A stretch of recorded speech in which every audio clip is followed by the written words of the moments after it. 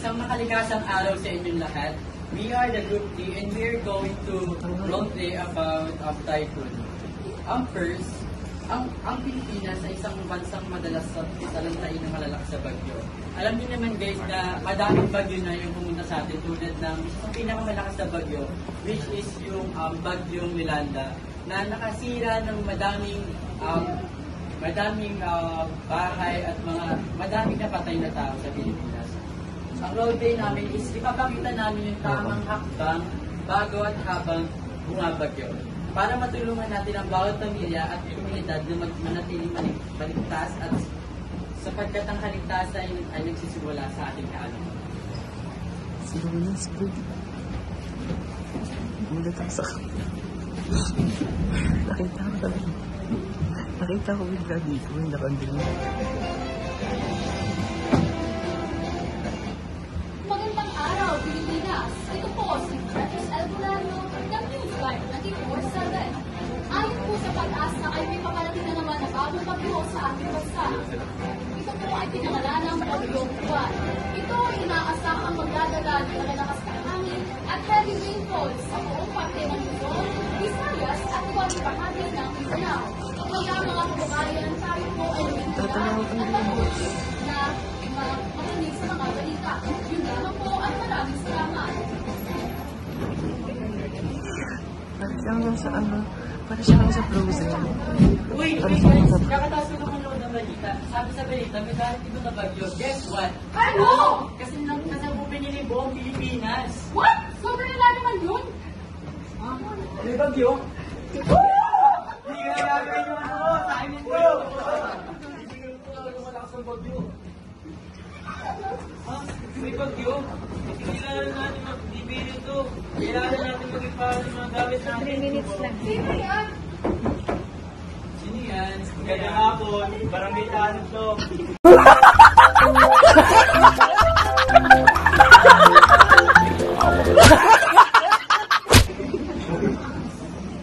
Maganda kayo. May paparating na bagyuhan. Maganda kayo para hindi kayo mapalisanan ng bagyuhan. Ganun po ba? Maraming salamat po mga tao.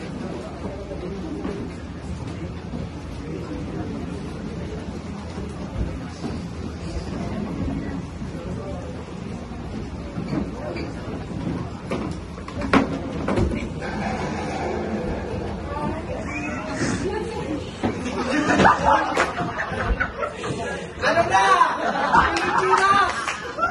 Ako si Juan ang magdadala ng malakas na hangin at ulan. Ang tigil!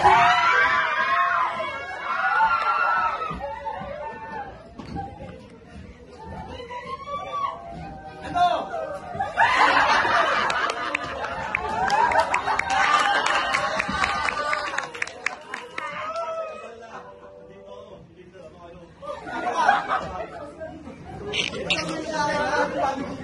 Siya ang malakas na bagyo. Hindi mo matatalo doon.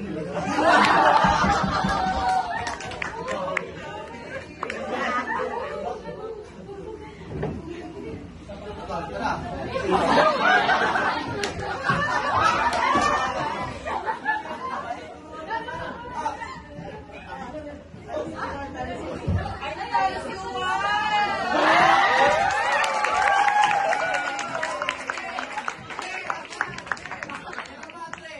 Tandaan mo ako. Tandaan mo, yung mga taong yan, kinakalbo ka.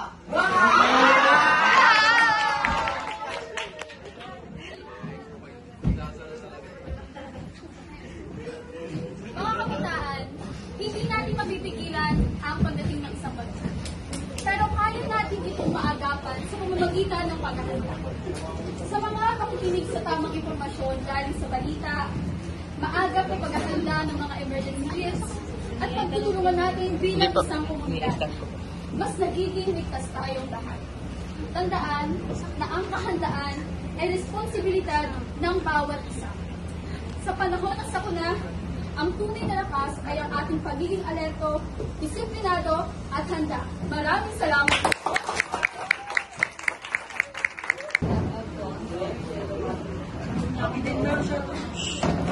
Good day, everyone. Today, we are here to talk about one of the most destructive disasters that continues to affect our country: floods. Every year, countless families lose their homes, their safety, and even their lives because of this disaster. Also, a result of our poor drainage system, deforestation, and failed flood control projects.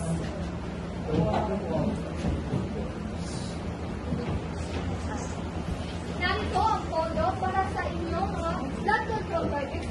Inaasahan ko na magagawa ito sa tamang oras at ng maayos. Maraming salamat. Makakaasa kayo na mapupunta to sa flood control projects. Aasahan ninyo ang magandang mga plataforma sa flood control natin.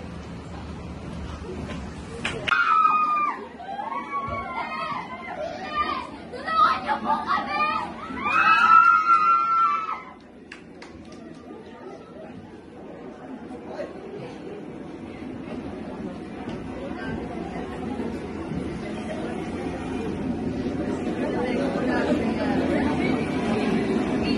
Dapat ay ligtas! Sariling bansa Pilipinas! Ang kaligiran natin, ginagalawan ng tunay nating kayamanan. Basura ang ugali ang dapat itapon! Tama na ba? Dahil walang malasakit sa kalikasan ang dapat putulin! Kaya ang hinanaan para sa kaligtasan ay dapat nasa sa kaligtasan. Tama ba? Tama! Putulin! Putulin! Dapat iligtas! How many more homes can be drowned? How many more lives must be lost? Every year, flood destroys community, and yet we act like it's just a normal rain. This is not just nature's fault.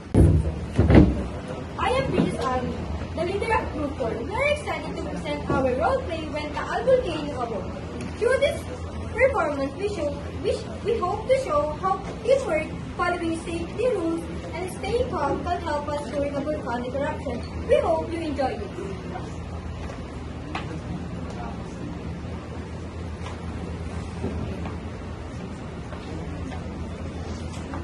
It's just another sunny day.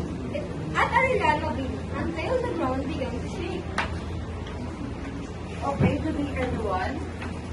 And I'm your teacher for today, but let me introduce myself. I'm Francisca Teresa and your teacher for today. And let's attend the first before, because our Taal Volcano is in alert level 1 and we should attend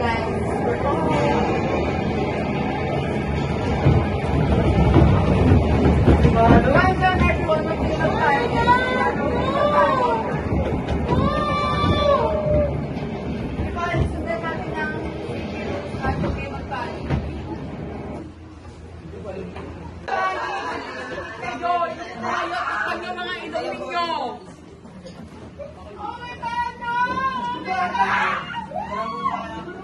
Okay, kung tayo bakit lahat? Yes!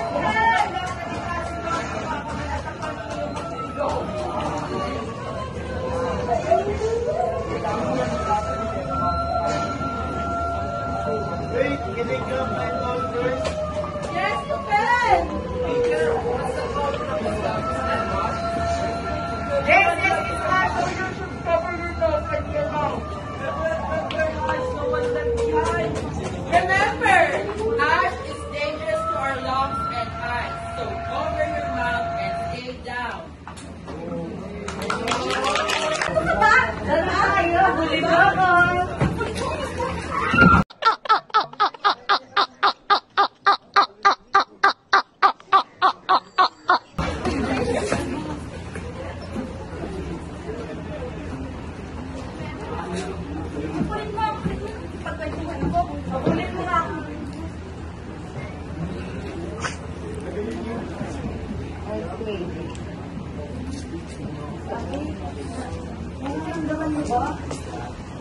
Lumilid doon!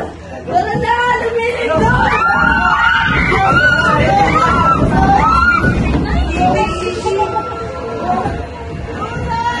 Wala si Kuya! Ano? Wala si Kuya!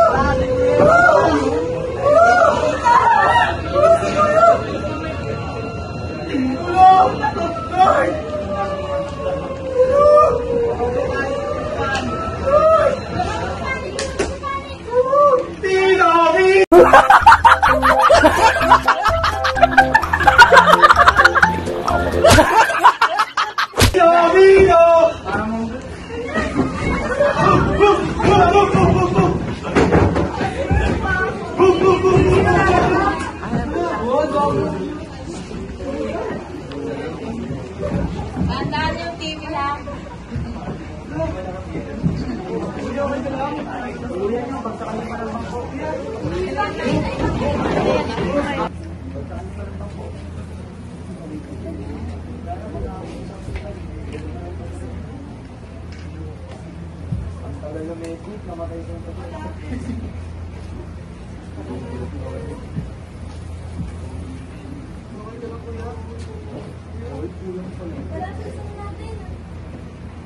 Ano nangyari dyan?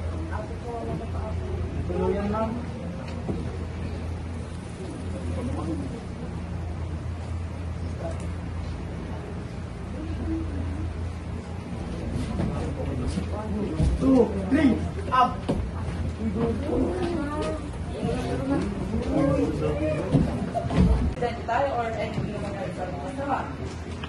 So, step number 3. Move calmly and go to safe zone.